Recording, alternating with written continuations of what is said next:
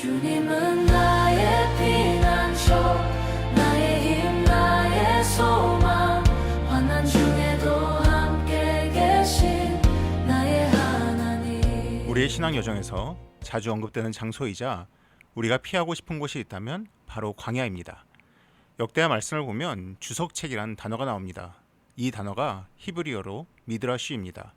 구약시대에 성경을 공부하던 성경학자들이나 랍비들은 성경에 대한 해석책 및 주석을 기록했습니다. 미드라쉬에서 광야에 대해서 이러한 기록을 합니다. 미드바르는 전치사와 명사 다바르의 합성어로 다바르는 말씀을 의미한다. 그래서 미드바르는 하나님의 말씀이 선포되고 들려지는 장소이다. 계시의 장소이다.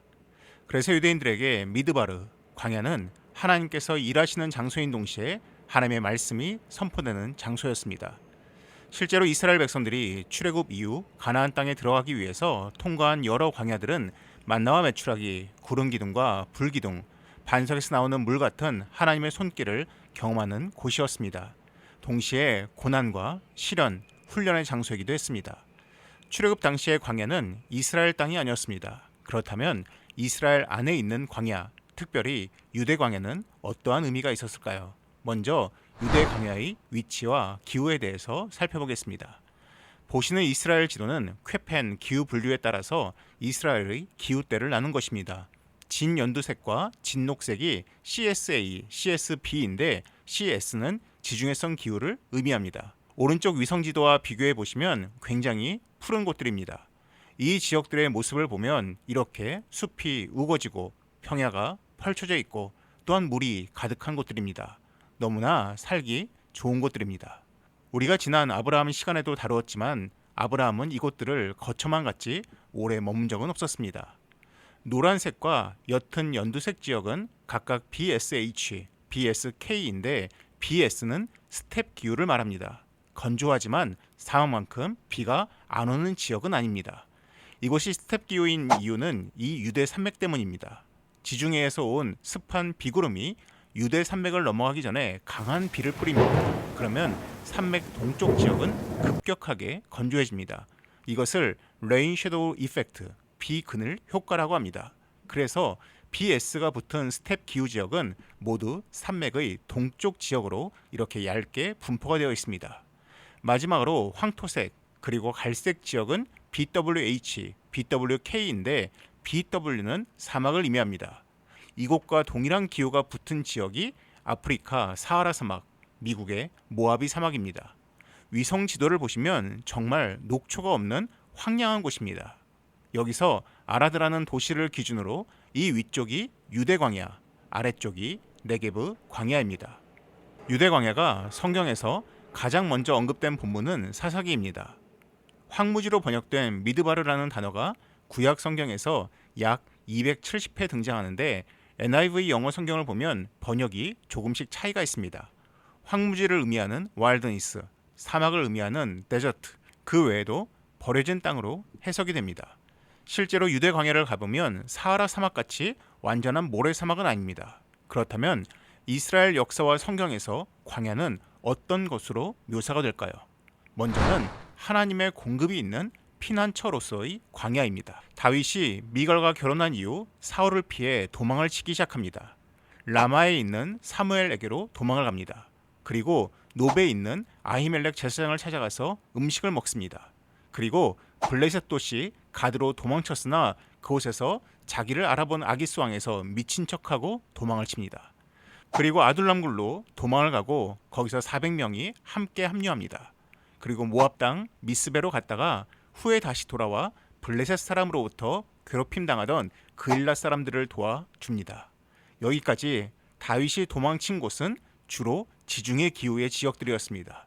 먹을 것을 얻기에 큰 어려움이 없던 곳이었습니다. 그러나 사울이 군대를 이끌고 자신을 찾자 그는 본격적으로 광야 생활을 시작합니다.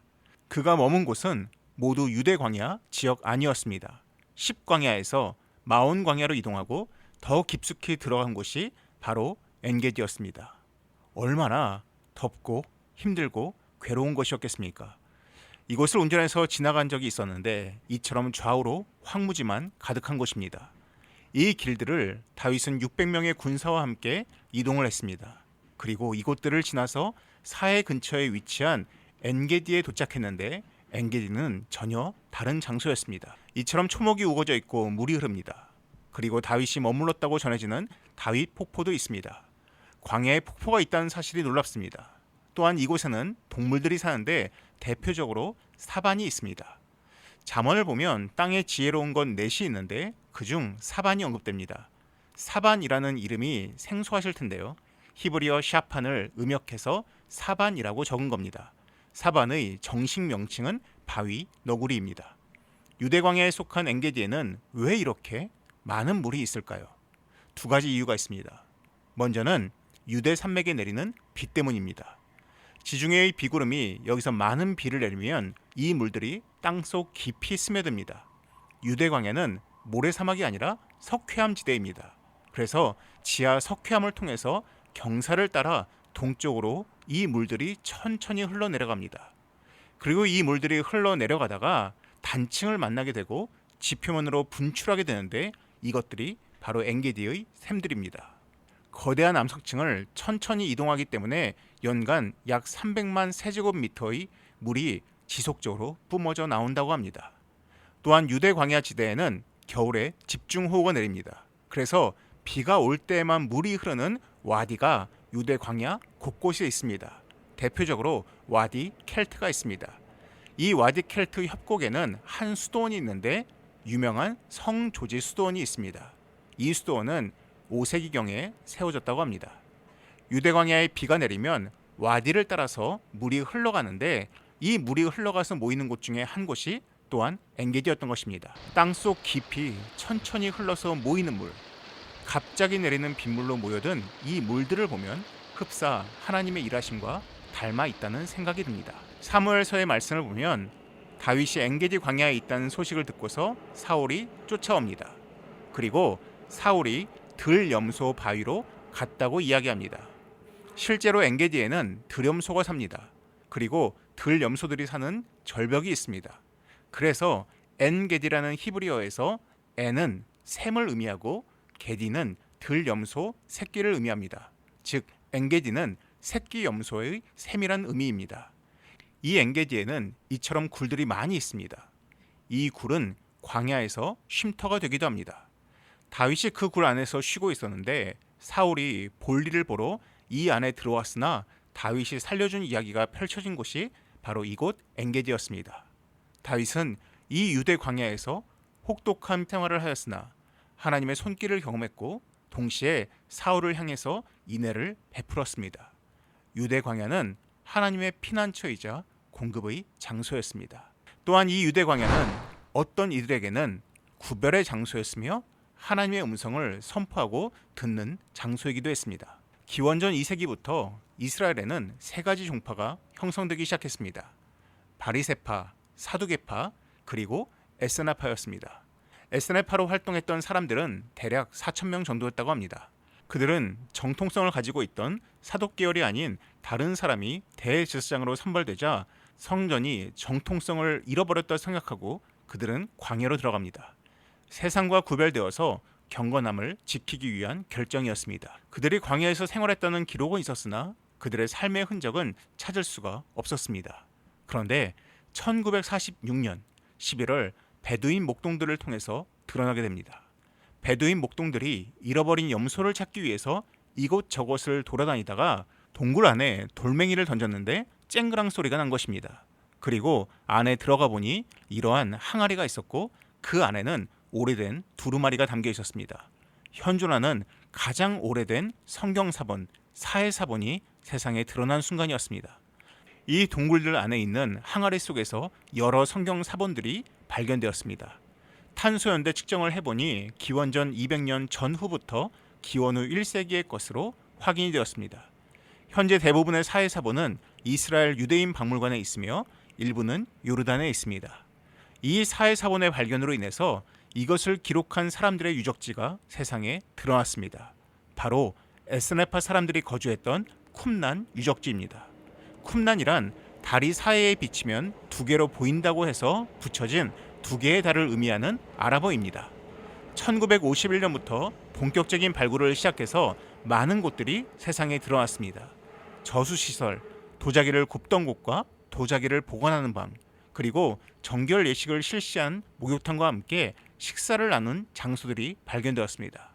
무엇보다 에스나파들은 세상과 구별되어서 이곳에서 하나님의 말씀, 성경을 필사하며 경건의 생활을 추구했습니다. 이곳이 성경을 필사한 것으로 여겨지는 필사실입니다. 사해사보는 이들 에스나파 사람들이 필사한 성경으로 여겨집니다. 그들이 중요하게 여겼던 말씀이 바로 이사야 40장 3절 말씀이었습니다. 외치는 자의 소리여 이르되 너희는 광야에서 여호와의 길을 예비하라. 사막에서 우리 하나님의 대로를 평탄하게 하라. 그런데 이 말씀을 따라서 유대 광야로 나온 동시대의 인물이 또 한 명 있었습니다. 바로 세례 요한입니다. 세례 요한이 활동했던 곳이 유대 광야였습니다. 그가 인용한 말씀이 바로 이사야 40장 3절이었습니다. 그리고 그는 이 유대 광야 곁에 있는 요단강에서 사람들에게 세례를 주었습니다. 죄사함을 받게 하는 세례였습니다. 이 세례는 유대 광야 근처의 요단강에서 행해진 것으로 전해집니다. 요단강의 물줄기가 굉장히 긴데 일반적으로 이곳이 세례가 행해진 것으로 여겨집니다. 이곳에는 많은 순례객들이 방문을 하고 세례를 받고 물을 담아가기도 합니다. 그런데 2000년 전 이 유대 광야의 요단강으로 오신 또 한 분이 계셨습니다. 바로 예수님입니다. 예수님도 요단강에서 요한에게 세례를 받으셨습니다. 그리고 성령님께서는 예수님을 광야로 모셨습니다. 그곳이 유대 광야로 여겨집니다. 예수님은 이곳에서 40일을 금식하셨고 마귀에게 시험을 받으셨습니다. 첫 번째 시험은 돌들로 떡덩이가 되게 하라는 시험이었습니다. 두 번째 시험은 예수님을 거룩한 성의 성전 꼭대기에 세우고 뛰어내리라는 시험이었습니다. 마지막 세 번째 시험은 지극히 높은 산으로 가서 천하만국과 영광을 보여주며 내게 경배하면 이 모든 것을 주겠다는 내용이었습니다. 여리고 근처에 이러한 높은 산이 있습니다. 이 산의 이름이 유혹의 산입니다. 이곳을 케이블카를 타고 올라가면 그리스 정교회 소속의 수도원이 있는데 6세기 이후로 이곳에 건물이 세워졌다고 합니다. 그리고 이 안에는 예수님이 머무셨다고 전해지는 동굴도 있습니다. 주님은 이 유대 광야에서 시험을 받으셨으나 모두 이기셨습니다. 주님은 그 모든 시험들을 하나님의 말씀으로 이기셨습니다. 사람이 떡으로만 살 것이 아니요 하나님의 입으로부터 나오는 모든 말씀으로 살 것이라. 주 너의 하나님을 시험하지 말라. 주 너의 하나님께 경배하고 다만 그를 섬기라. 이 유대 광야에서 주님은 사단의 음성이 아닌 오직 하나님의 말씀에만 귀 기울이시고 선포하시고 이기셨습니다. 우리에게도 이러한 삶의 광야가 있을 수 있습니다. 그러나 분명 엔게디처럼 우리에게 보이지 않는 하나님의 공급이 있을 것입니다. 무엇보다 우리 모두 주님처럼 사단의 속삭임이 아닌 오직 하나님의 음성을 올바로 분별하는 광야의 시간을 보내면 좋겠습니다. 시청해 주셔서 감사드리고 다음 시간에 새로운 영상으로 찾아오겠습니다. 구독과 좋아요는 제작에 큰 힘과 격려가 됩니다. 감사합니다.